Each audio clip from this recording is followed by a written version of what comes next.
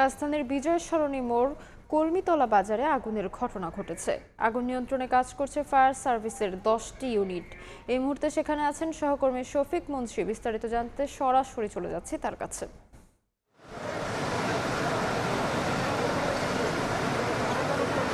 আমরা এই মুহূর্তে দাঁড়িয়ে আছি রাজধানীর বিজয় সরণি কর্মীলতা যে মোড় অর্থাৎ কর্মীলতা যে বাজার, সেই বাজারটির সামনে, এবং আমার পিছনে যে দ্বিতল ভবন বিশিষ্ট একটি মার্কেট, সেই মার্কেটে আজ ভোর 5:30টায় একটি অগ্নিকাণ্ডের ঘটনা ঘটেছে এবং আমরা দেখতে পাচ্ছি যে এখনও কিন্তু এই পুরো ভবনটি থেকে ধোঁয়ার কুণ্ডলী বের হচ্ছে এবং ফায়ার সার্ভিসের যে সদস্যরা তারা প্রাণপণ চেষ্টা করছে এই অগ্নিকাণ্ডের ঘটনাটি যেন তারা নিয়ন্ত্রণে আনতে পারে।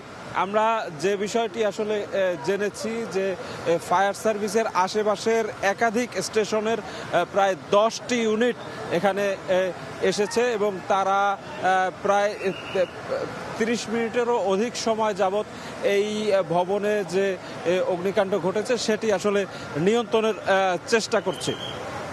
আমরা দেখেছি যে স্থানীয় যে সংসদ সদস্য তিনি কিন্তু এই মুহূর্তে এই ঘটনাস্থলে উপস্থিত হয়েছেন এবং এই ভবনের যে দোকান মালিক যারা আছে, একই সাথে এই ভবন সংশ্লিষ্ট যারা আছে তাদের সাথে তিনি কথা বলছেন।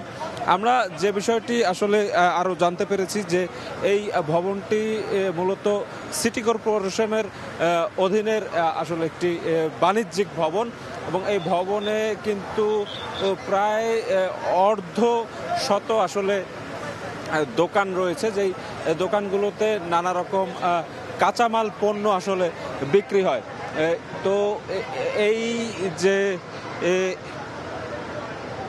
আমরা আসলে দেখছি যে এখনও কিন্তু এই ভবনের আগুন নিয়ন্ত্রণে আনতে পারেনি ফায়ার সার্ভিস, তারা চেষ্টা করে যাচ্ছে। অন্যদিকে কিন্তু স্থানীয় যে সংসদ সদস্য তিনি উপস্থিত হয়েছেন, ফায়ার সার্ভিসের সদস্য যারা আছেন তারা চেষ্টা করছেন এই অগ্নিকাণ্ডের ঘটনাটি নিয়ন্ত্রণে নিয়ে আসার।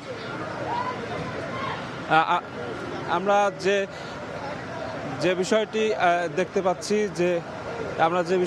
পাচ্ছি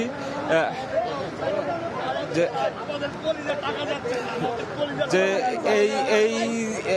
এই ভবনের যে বিভিন্ন দোকান মালিক আছেন তারা কিন্তু একদম অসহায়ের মতো এখানে ছুটে এসেছেন এবং তারা কিন্তু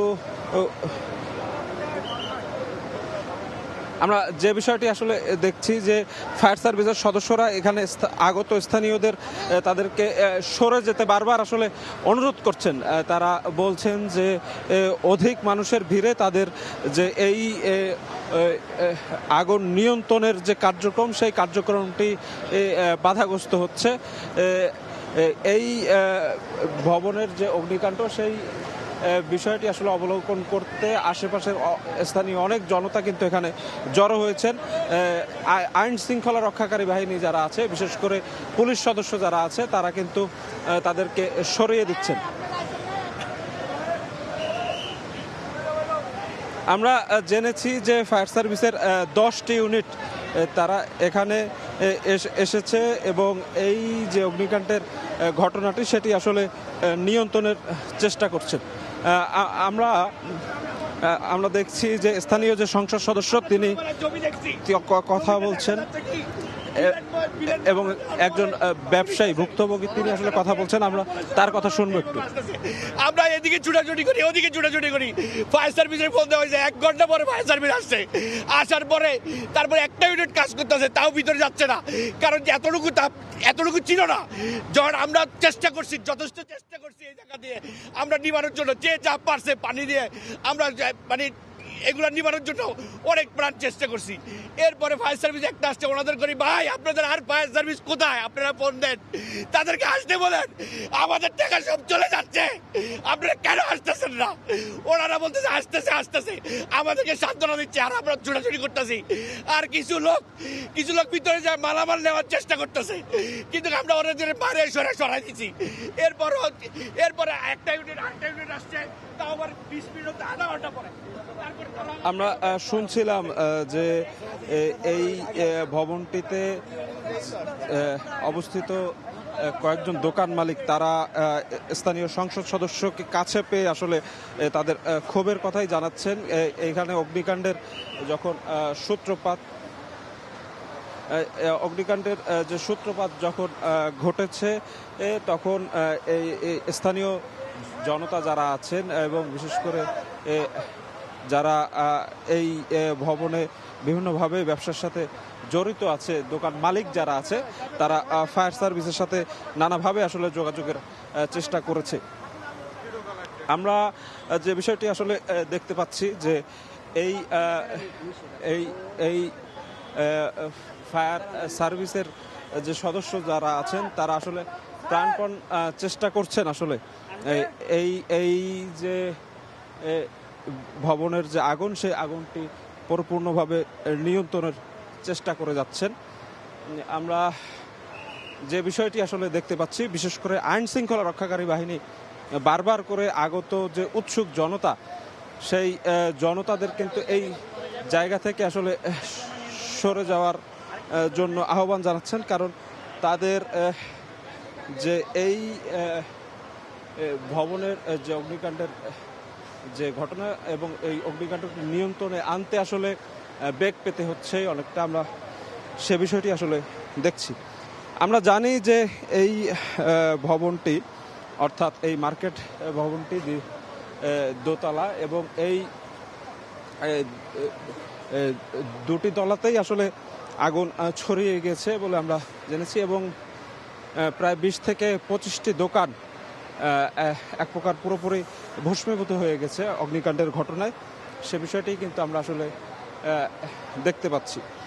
আমরা যে বিষয়টি জেনেছি যে এই ভবনটিতে ছোট বড় অর্ধশত দোকান রয়েছে।